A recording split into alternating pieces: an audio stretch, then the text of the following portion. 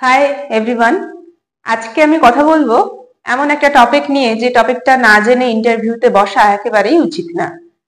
টপিকটা হলো RTE 2009 act, যেটা ভীষণ ইম্পর্টেন্ট শুধু ইন্টারভিউয়ের জন্যই নয়, টেট পরীক্ষা, সিটেট পরীক্ষা, ডিএলএড পরীক্ষা, এই সমস্ত কিছুর জন্য আর অ্যাজ এ হিউম্যান বিইং এটা অবশ্যই ইম্পর্টেন্ট জেনে রাখা।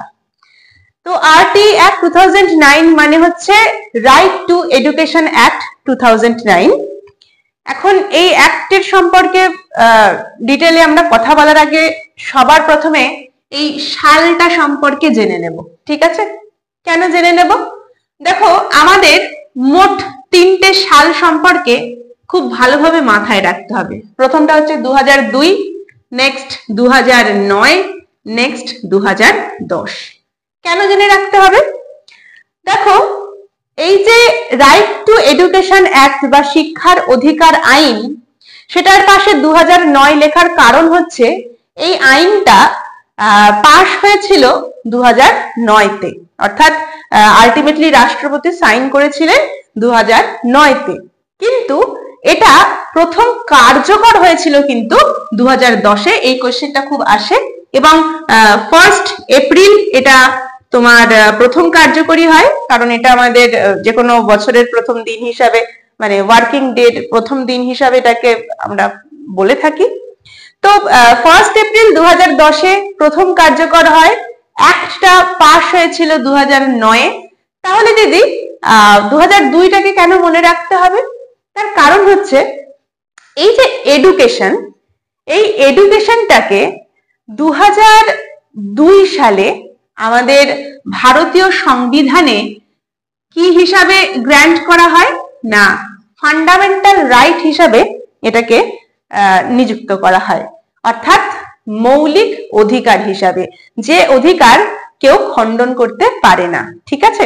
তার মানে কি হলো না, শিক্ষাটা কিন্তু আমার মৌলিক অধিকার, এই অধিকার থেকে আমাকে কেউ বঞ্চিত করতে পারে না, এমনকি আমার মা বাবাও না, কোনো শিশুর মা বাবাও না।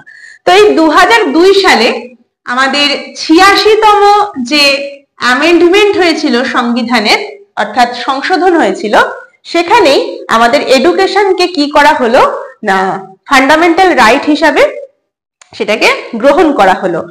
কোন আর্টিকেলে গ্রহণ করা হলো না, আর্টিকেল 21A, এই ফান্ডামেন্টাল রাইটের আর্টিকেলে এটাকে ঢোকানো হলো 21A হিসাবে। ঠিক আছে? আর একটা আর্টিকেল তোমাদের মনে রাখতে হবে, সেটা হচ্ছে আর্টিকেল 45, যেখানে একদমই শিশু যারা, অর্থাৎ 3 থেকে 6 বছরের বাচ্চা যারা, তাদের পড়াশোনা বা তাদের এডুকেশন নিয়ে কথা বলা হয়েছে, যেটা ওই আমরা অঙ্গনওয়াড়ি শিক্ষা ব্যবস্থা নামে জানি। এর সম্পর্কে পরে আলোচনা করব। তো আপাতত যেটা, সেটা হচ্ছে 2010 সালে এটা কার্যকর হলেও আমাদের পুরো ভারতবর্ষের মধ্যে এক জায়গায় এটা কিন্তু কার্যকর হয়নি, তখনও এদের আলাদাই সংবিধান, অর্থাৎ জম্মু কাশ্মীরে কবে থেকে চালু হয়েছে না, 2019 সাল থেকে চালু হয়েছে। ঠিক আছে? তো এই যে এডুকেশনটা ফান্ডামেন্টাল রাইট বলা হলো, এই সেটা হচ্ছে আমাদের ভারত হচ্ছে 135তম দেশ হিসাবে এটা করলো, অর্থাৎ এর আগে অলরেডি 134টি দেশে এটাকে ফান্ডামেন্টাল রাইট হিসাবে অলরেডি গ্রহণ করা হয়ে গিয়েছিল। ওকে, এই যে আমাদের আরটি অ্যাক্ট, এই অ্যাক্টে টোটাল চ্যাপ্টার আছে 7টি এবং টোটাল সেকশন আছে হচ্ছে 38টি।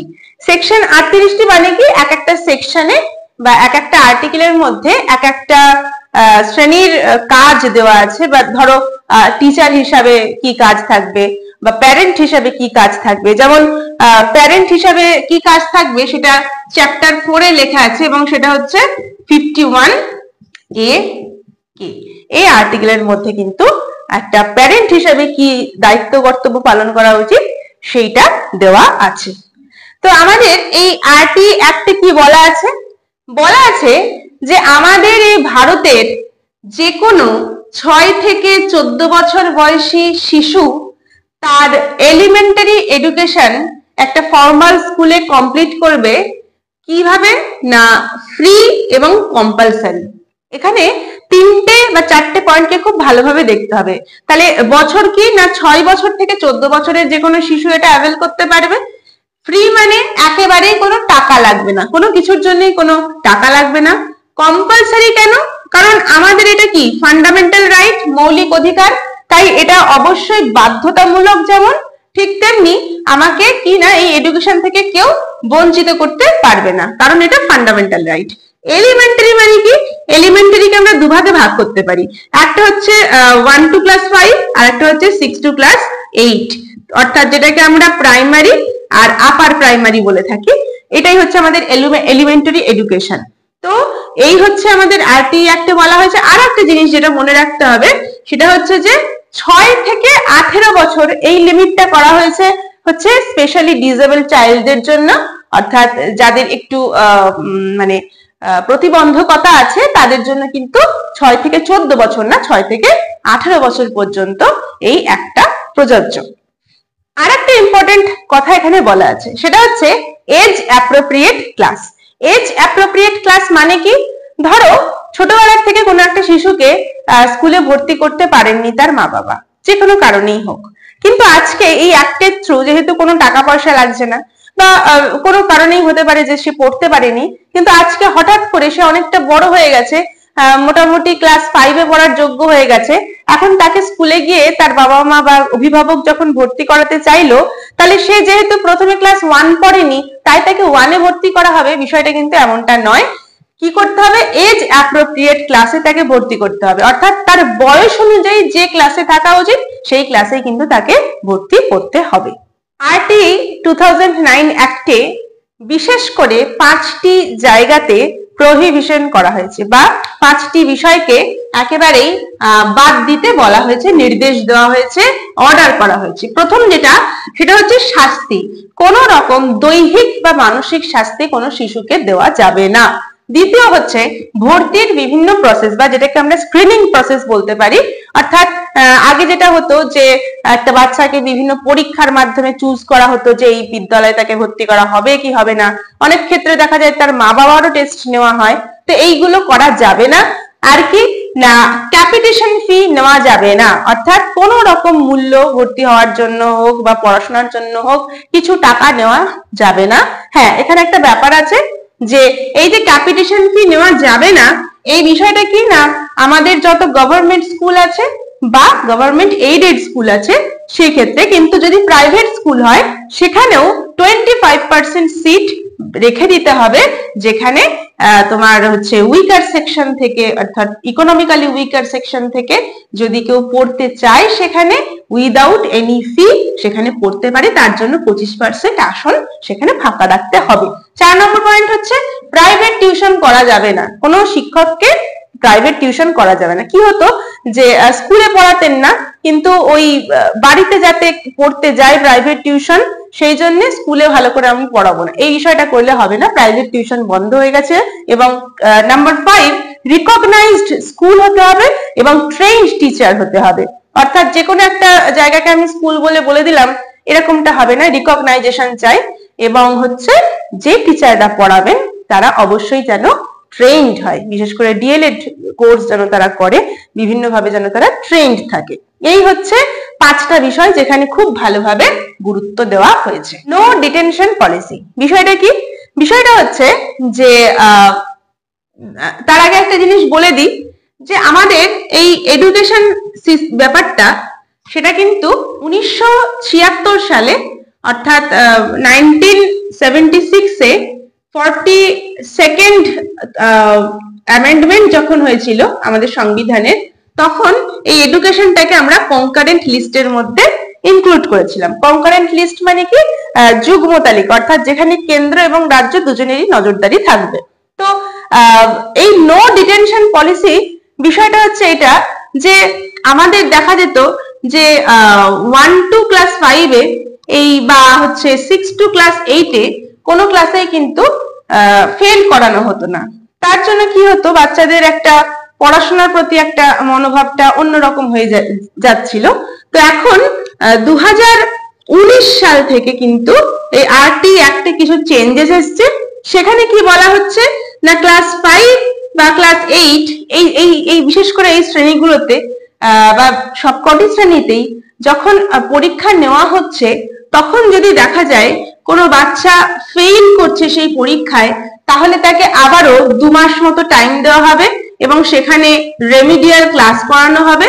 রেমিডিয়াল ক্লাসের পরে যখন আবার টেস্ট নেওয়া হবে, সেই টেস্টে যদি আবার সে ফেল করে, পাস করলে তো খুবই ভালো, পরের ক্লাসে উঠে গেল, কিন্তু যদি ফেল করে তাহলে সেই শিশুকে আমরা পরবর্তী ক্লাসে পাঠাবো নাকি পাঠাবো না, সেই বিচারটা বা সেই জায়গাটা ছেড়ে দেওয়া হবে রাজ্যের উপর। ঠিক আছে, এই অ্যাক্টে আরো 3টি বিষয়কে গুরুত্ব দেওয়া হয়েছে। প্রথম যে বিষয় সেটা হচ্ছে, একটু আগেও বলেছি যে আমাদের এডুকেশন হবে 6 থেকে 14 বছর বয়সী বাচ্চাদের সম্পূর্ণ বিনামূল্যে। বিনামূল্যে মানে কি, যে ভর্তি হওয়ার জন্য বা কোনো পরীক্ষা দেওয়ার জন্য তো কোনো রকম টাকা লাগবেই না, এছাড়াও যে কোনো পড়ানোর খরচা বলুন, অর্থাৎ স্কুলে যে সার্ভিসটা দেওয়া হচ্ছে সেটা, বা ইউনিফর্ম বলুন, খাবার বলুন, বইপত্র বলুন, ইত্যাদি যে কোনো বিষয়ে কখনোই কিন্তু স্কুল থেকে আমরা অভিভাবকদের কাছ থেকে কোনো রকম টাকা নেব না। ঠিক আছে, ফ্রি হবে, একদম নিঃশুল্ক হবে। নেক্সট হচ্ছে নাম্বার 2, এই RT 2009 অ্যাক্ট এমন একটা এডুকেশন সিস্টেমের কথা বলেছে যেটা হচ্ছে free from anxiety, fear and stress.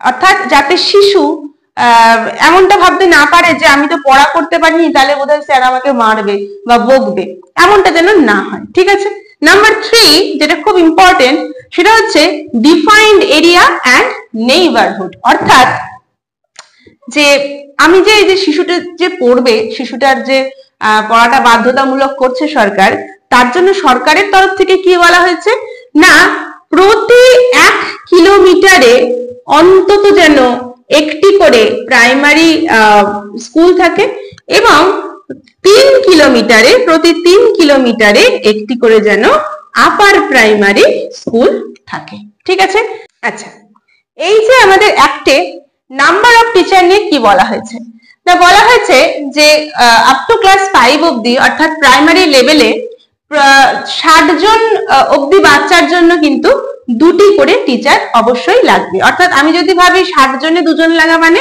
আমাদের নর্মাল রেশিও দাঁড়াচ্ছে 30:1, মানে 30 জনের মধ্যে যদি স্টুডেন্ট থাকে একজন টিচার থাকতে হবে। এটা প্রাইমারির জন্য বললাম। আপার প্রাইমারিতে এটা কিন্তু হয়ে যায় 35 জনের জন্য একজন টিচার। আচ্ছা, যদি 61 থেকে 90 এর মধ্যে হয়ে যায় স্টুডেন্টের সংখ্যা, তাহলে 3 জন টিচার লাগবে। 91 থেকে 120 জনের মধ্যে হলে 4 জন টিচার লাগবে, মানে মোটামুটি রেশিওটা কিন্তু 30:1 হচ্ছে। কিন্তু যদি 150টা বাচ্চার বেশি হয়ে যায় তাহলে অবশ্যই আমাদের 5টা টিচার লাগবে এবং একজন হেড টিচার অবশ্যই লাগবে।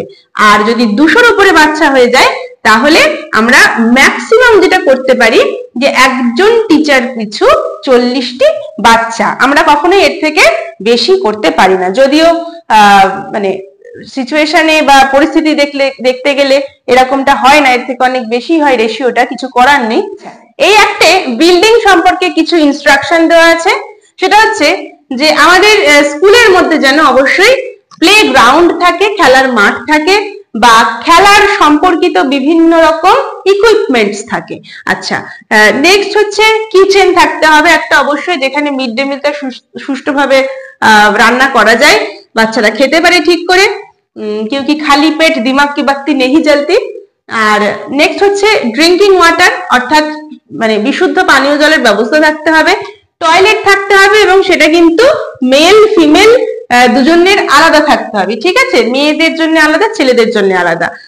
নেক্সট হচ্ছে ক্লাসরুম থাকতে হবে, প্রত্যেক টিচারের একটি করে, এবং একটি এইচটি অর্থাৎ হেড টিচার রুম কাম স্টোর রুম কাম অফিস রুম থাকতে হবে এবং অবশ্যই যেন একটি লাইব্রেরি থাকে যেখানে বিভিন্ন গল্পের বই বা আমাদের একাডেমিক্স যে বুকগুলো আছে সেগুলো বা বিভিন্ন ধরনের বুক সেখানে রাখা থাকবে। আচ্ছা, আর কি বলা আছে? বলা আছে ওয়ার্কিং চার্ট, অর্থাৎ টিচাররা কতক্ষণ কি কাজ করবে সেটা নিয়ে। সেটা হচ্ছে যে প্রাইমারির জন্য পুরো বছরে টিচারদের 200 দিন কাজ করতে হবে এবং আপার প্রাইমারির জন্য 220 দিন। যদি সেটা ঘন্টার বিচারে করি তাহলে হচ্ছে পুরো বছরে প্রাইমারিতে 800 দিন, আপার প্রাইমারিতে 800 ঘন্টা, আপার প্রাইমারিতে 1000 ঘন্টা। এবং যদি উইকের বিচারে করি অর্থাৎ সপ্তাহে লেসন প্ল্যান থেকে তৈরি করা থেকে টিচিং অবধি পুরো বিষয়টাতে পুরো সপ্তাহে একটি টিচারের 45 ঘন্টা কিন্তু কাজ করতে হবে। আর একটা যেটা খুব ইম্পর্টেন্ট জিনিস এখানে বলা আছে সেটা হচ্ছে অবশ্যই প্রত্যেকটি স্কুলের এসএমসি থাকতে হবে। এসএমসি মানে কি? School management committee. সেই কমিটিতে কারা থাকবে? সেই এলাকার চেয়ারম্যান বলো বা সেখানকার বিশিষ্ট কিছু মানুষ বলো, যারা কিনা একটা কমিটি করে এটা নজরদারি করবে যে সেই স্কুলের সমস্ত টিচাররা তথা এইচটি পুরো বিষয়টা মানে পুরো স্কুলকে ঠিকঠাক ভাবে চালাচ্ছেন কি চালাচ্ছেন না, বা স্কুলের ভালোর জন্য কিছু তারা বক্তব্য পেশ করতে পারেন, কোনো সাজেশনও দিতে পারেন। অর্থাৎ এসএমসি অবশ্যই থাকতে হবে, মিটিং করতে হবে। তো এই ছিল আজকের টপিক রিলেটেড সমস্ত তথ্য। তো তোমাদের জন্য একটা প্রশ্ন করলাম যে কোন বছর বা কততম অ্যামেন্ডমেন্টে বা সংবিধান সংশোধনীতে এডুকেশনকে বা শিক্ষাকে যুগ্ম তালিকার অন্তর্ভুক্ত করা হয়? এটা অবশ্যই তোমরা কমেন্ট করে জানিও। আর অন্যান্য কোনো প্রশ্ন থাকলে আমাকে জিজ্ঞাসা করতে পারো। যদি ভিডিওটা তোমাদের কাছে হেল্পফুল বলে মনে হয় তাহলে অবশ্যই কিন্তু চ্যানেলটা সাবস্ক্রাইব করতে ভুলো না এবং শেয়ার করতে ভুলো না। Thank you and all the best for your future.